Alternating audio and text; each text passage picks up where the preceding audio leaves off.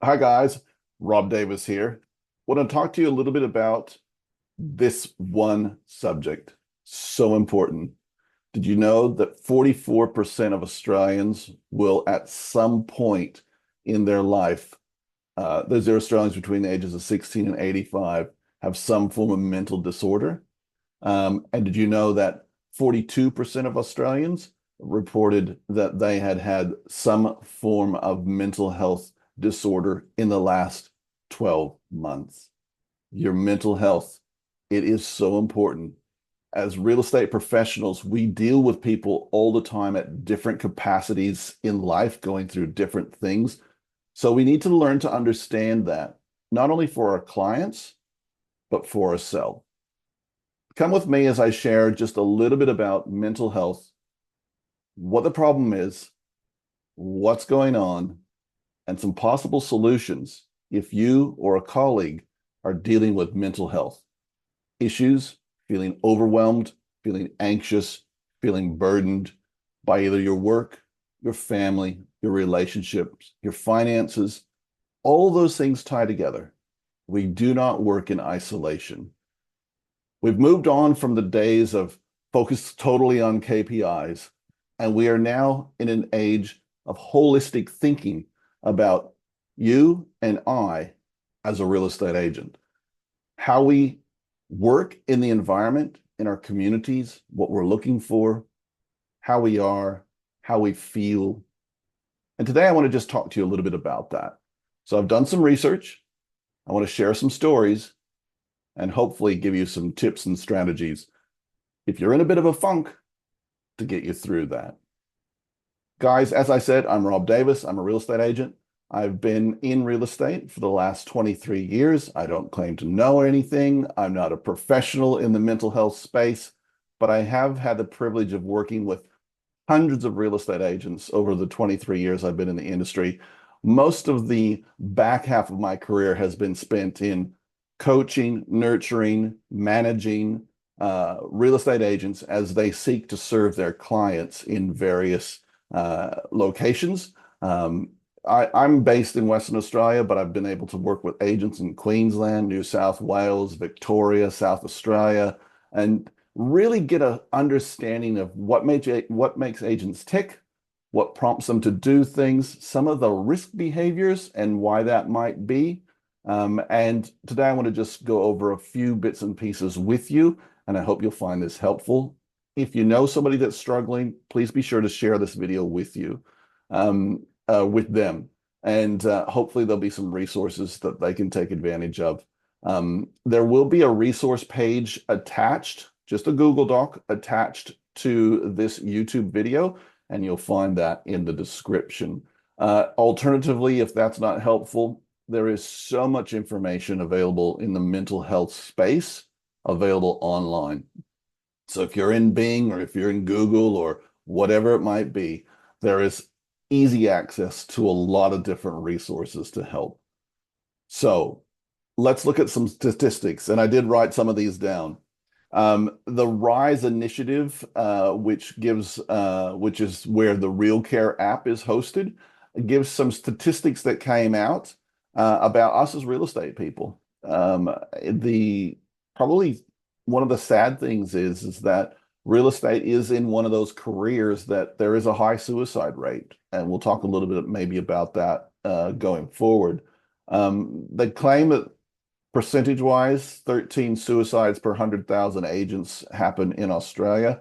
So that might be one, two, three a year. It's too many. It's too high. We don't want to lose our brothers and sisters that are working alongside us. Even your best competitor, you wouldn't wish that upon them. And so one thing that they noted on their website was that 26% of real estate agents in Australia are using alcohol to self-medicate through the feelings of anxiety, depression, confusion, sense of loss, whatever it is. Real estate's a hard slog. You just think about everything we do. There are so many moving parts, so many moving plates, spinning plates, so many different things that we have to monitor and keep track of that it sometimes is completely overwhelming. And 30% of our colleagues, ourselves, have experienced burnout. And that's not surprising at all. So the problem is huge, the problem is real, and the problem can have solutions. So we want to look at why there are a few things, why we have these situations. We are just people. We're a reflection of the community who engage in a very highly risk-oriented occupation. There's a lot at stake. Our reputation in the community, our representation, I mean, our reputation within our peers, our reputation within our family. Everything is outcome based. Did you sell it? How much did you sell it for? How, did you get a street record? Oh, you didn't do enough work. All these things we're carrying around between the left ear and the right ear. And that can, if you don't have the right strategies in place, that can really overwhelm you. So we're in a high pressure role. We have a lack of control. We have a lack of certainty. Like, you think a property is going to sell. You talk to a seller. You think it's going to sell for X. It doesn't. It sells for Y. They're disappointed. You feel disappointed. Deals fall over. The timber pest, the building inspection, all of those things are just things that we carry as weights. And we don't really talk about it a lot. But we do. We're carrying and a lot of times, as I said, we don't have control. So our clients are making decisions, buyers are making decisions. Even just yesterday, I had a buyer say they're going to put in an offer. I told the seller, I'm going to put in an offer. Guess what? The wife got cold feet. They're not putting in an offer. I had to communicate that back. Bad news, delivering bad news. It's just such a burden. Some of the other factors, because we're working so much, we're often isolated. So there's a lack of community.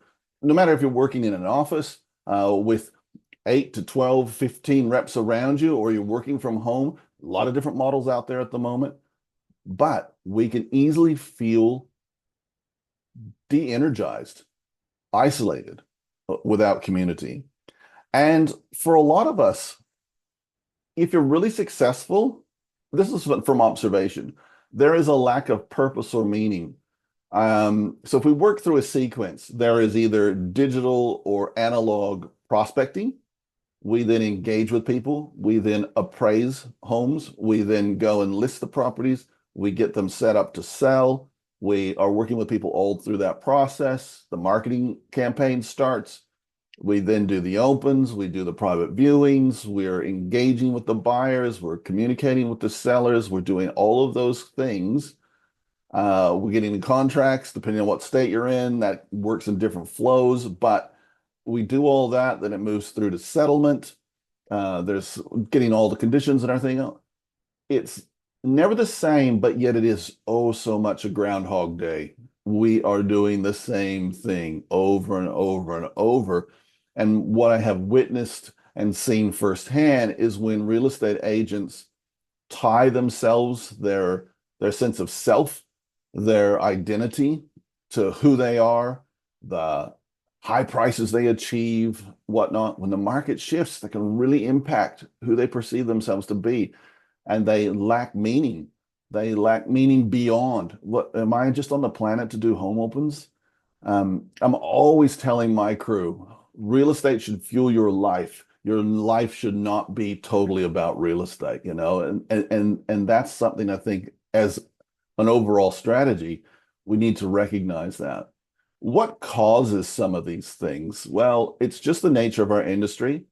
If you're not familiar with the DISC personality test, I really highly recommend that you do a DISC personality test. There's some free ones online. It'll help you understand who you are, how you're wired. If you want to get more involved, you can do a paid DISC assessment, and it will come with a lot more explanations as to why you are driven the way you're driven, what makes you want to do things in the way that you want to do things. So many real estate agents fit certain personality profiles. And interesting to note, a lot of real estate agents come from broken homes.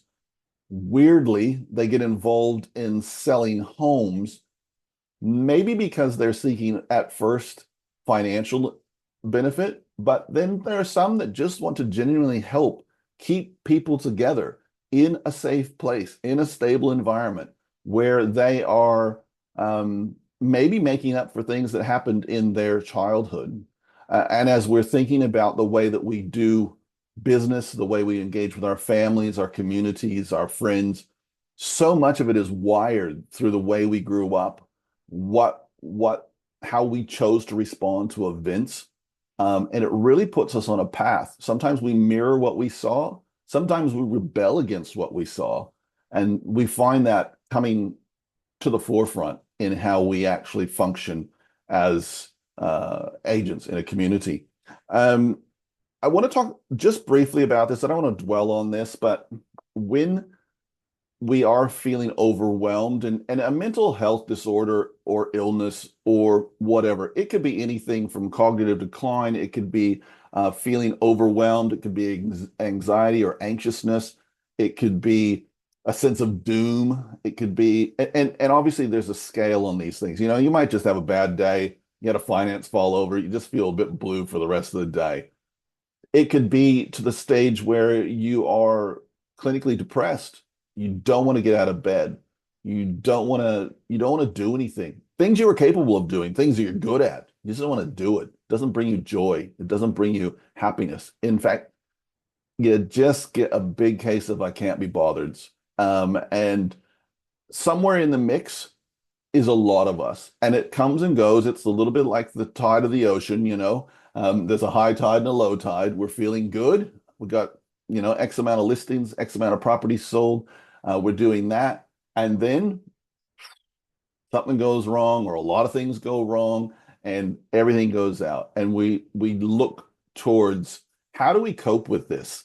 And so here are some of the things that real estate agents do. And I know you know somebody that does this.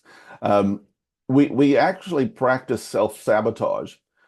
So we know what actually will work to help us out of a particular real estate slump, maybe, or maybe you're overworked because you've been too successful. We'll start to self-sabotage, do things that will actually train wreck us. And some of those things are alcohol and drug abuse, very, very accepted in our community. Not a judgment on anybody, but scientifically not very helpful either.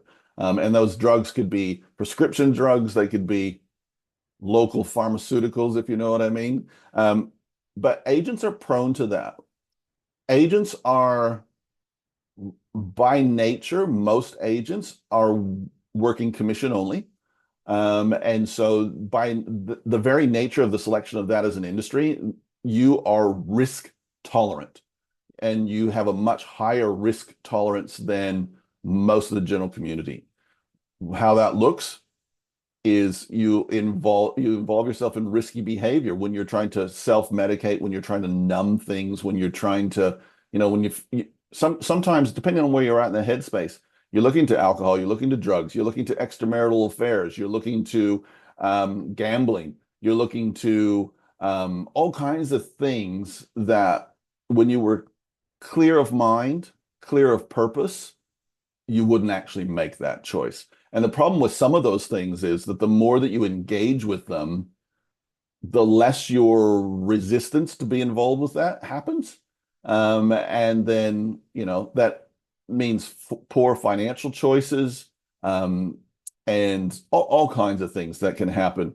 And these are all forms of self-sabotage, but many of them are very, very well accepted in the community as just being life. That's just life, Rob. Don't be so stuffy. Why are you so, you know, stuffy? Just live a little. Let's get out there. Let's have some fun.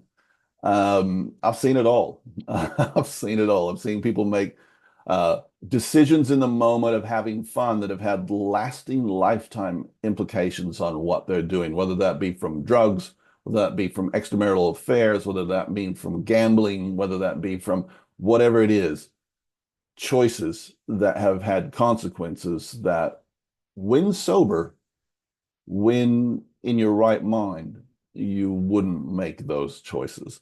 So those are a couple of notes on that. Now, let's talk a little bit about some solutions. As I'm talking about this, again, these are just things that I have seen and observed that work and have helped other people. Again, disclaimer, I'm not a psychologist, I'm not a counselor, I'm just a person that's been through life, had a few knocks along the way, had some positives, had some negatives, but generally am now in a very, very good headspace most of the time. And I just want to share some of the tools and strategies that might be helpful for you. Um, I would encompass all of this under the heading of have a clear path. A confused mind makes no good decisions. So when you're trying to have a foot in, I'm going to be the best agent in the world, and a foot in self-sabotage camp, it's really, it can throw you into weird stuff. So creating a clear path for your life. Um, and I know many of you will be familiar with Simon Sinek. If not, YouTube him. He really brought forward the concept of having your own why. Why is it that you're doing things? And I really encourage all of the agents that I work with to have a strong why. That gives you meaning and purpose. If your why isn't big enough, get a bigger why. To be number one in the state, to be number one in your office, to be number one in your brand is not a big enough why to be sustainable, because when you reach that milestone, and I've talked to lots of agents that have reached that milestone, they've got a trophy, they've got a piece of paper, they've got their name on a list somewhere, either in the office or somewhere in the state or whatnot. Once that's happened, it's cool, it's great to have the recognition, but it's really quite hollow. So you want to look for meaning and purpose in your life. Um, Start with your habits. A lot of people will start with their goals. Start looking at your habits. And this will be your work habits, your health habits, your finance habits, your relationship habits. Look at your habits.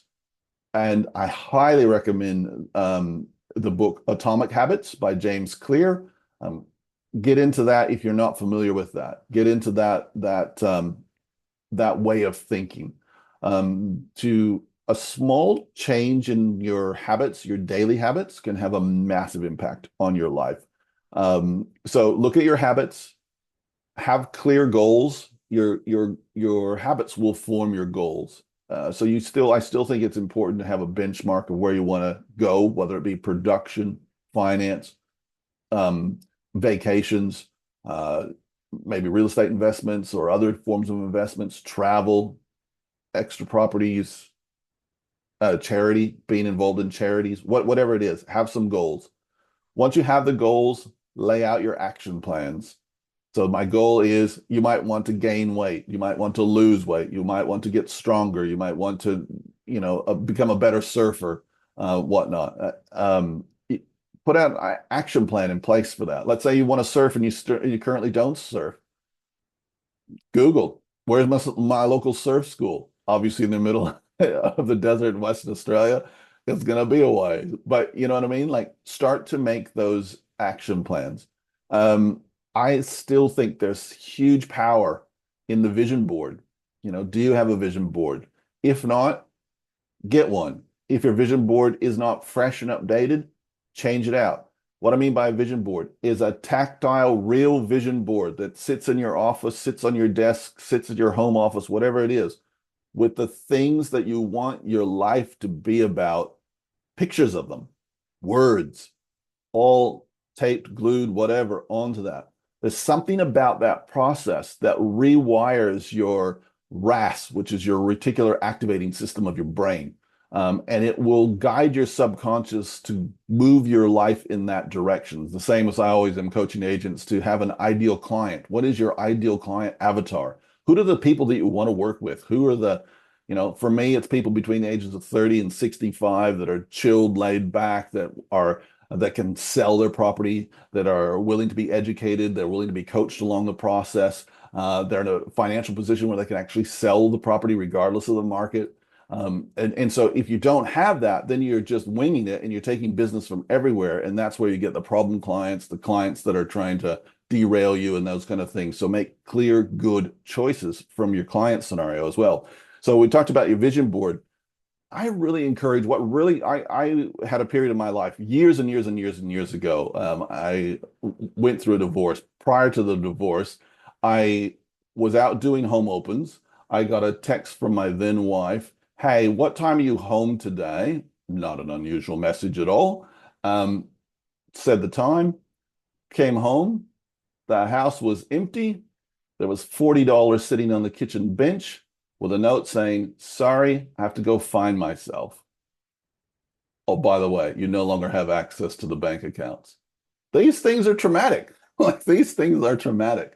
And one of the things that helped me through that was to journal about it.